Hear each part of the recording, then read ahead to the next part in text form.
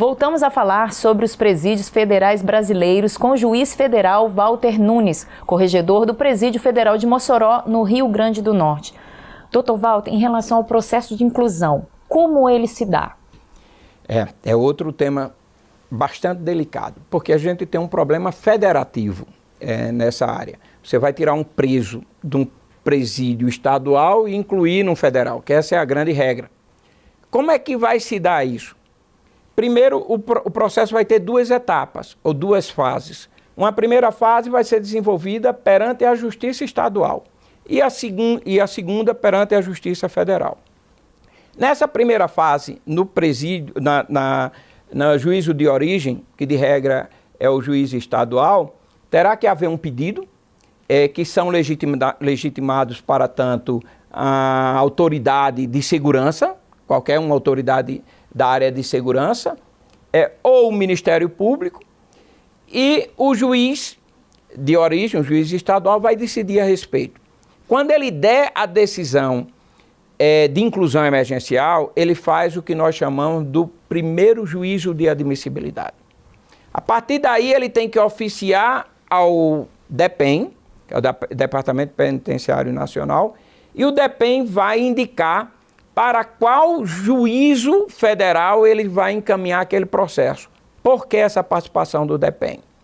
Porque o DEPEN tem um órgão de inteligência nacional que ele vai, conforme o perfil do preso, ele vai identificar qual é o presídio federal mais adequado para, eventualmente, fazer o seu recolhimento. O DEPEN vai fazer a indicação do presídio federal e aí o juiz estadual encaminha esse processo para a corregedoria do presídio federal. Aí o juiz corregedor federal vai dar a decisão dele, analisar os mesmos elementos e verificar se é caso ou não de inclusão. O juiz pode concordar e determinar a inclusão ou o juiz pode discordar. Se o juiz federal discordar, o instrumento previsto para resolver esse conflito de entendimento é o que a gente chama de conflito de competência, que nesse caso vai ser julgado pelo Superior Tribunal de Justiça. Então a gente pode ter uma situação em que, conforme seja a parte interessada, podemos ter 3 formas de impugnação de um mesmo caso, no âmbito da Justiça Estadual, no âmbito da Justiça Federal e no âmbito do Superior Tribunal de Justiça. Me parece que não é razoável algo do gênero. É preciso modificar, uma outra imperfeição no regramento normativo estabelecido a respeito. A gente tem que mudar o sistema. A gente tem o entendimento que deveria caber tão somente o agravo, que é o recurso específico para discutir essas matérias afetas à execução penal. Na opinião do senhor, quais seriam as necessidades, as colocações para melhorar o sistema prisional? Na verdade, a gente identifica algo interessante. O presídio ele foi inaugurado em 2006, mas a lei de regência, o referencial normativo do sistema, ela é de 2008. Aí você vai me perguntar, poxa, e o sistema ficou funcionando sem lei? Por incrível que pareça, foi isso que aconteceu. O sistema ficou funcionando durante esse lapso temporal precariamente por meio de uma resolução editada pelo Conselho da Justiça Federal, embora houvesse a necessidade da lei. O que eu quero demonstrar com isso é de que a lei ela foi feita com um sentimento de urgência. E a lei não houve uma maior discussão sobre diversos aspectos, como, por exemplo, o tempo de permanência num presídio federal. A resolução do CNJ dizia, a resolução do Conselho da Justiça Federal, CJF, dizia que ela tinha uma vigência de 1 ano. Por isso que eles colocaram 360 dias.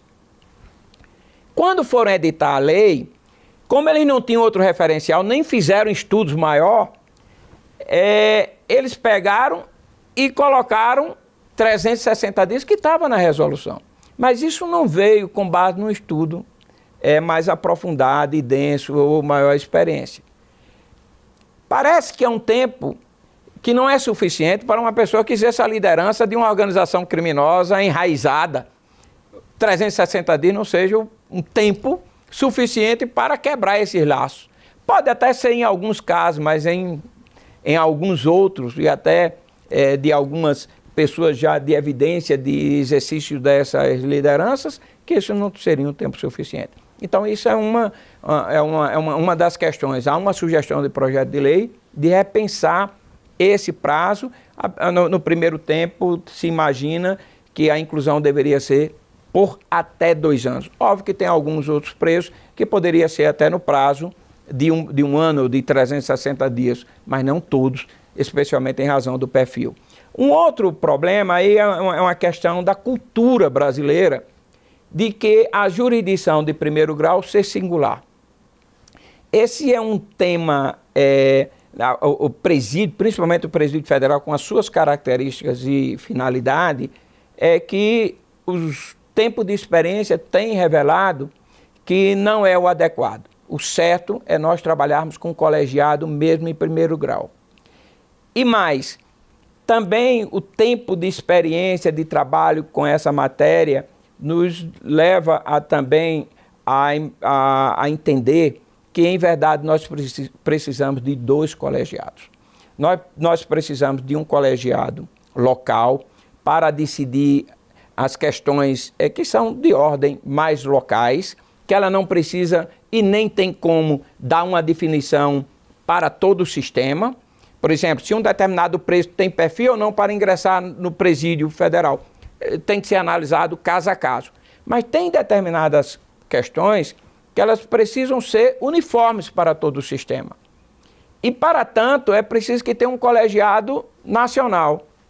A gente imagina e sugere, há uma sugestão de projeto de lei, de um colegiado nacional, que ele seria composto pelos juízes corregedores dos presídios, são 4, amanhã vão ser 5, e presidido pelo Corregedor-Geral da Justiça Federal, que é o ministro do STJ. E aí, todas essas questões de ordem sistêmica, elas seriam decididas por esse colegiado. O colegiado ele tem a vantagem, o local, de estabelecer que evitar uma pessoalização nessas questões tão sensíveis como são as afetas a um presídio. Dr. Walter, infelizmente nosso tempo acabou, mas muito obrigado por essas explicações, pela participação. O senhor é sempre muito bem-vindo no nosso programa. Eu que agradeço, Thaís, a oportunidade de falar sobre um tema tão importante e um tanto quanto desconhecido pela sociedade brasileira. Obrigado. Exatamente.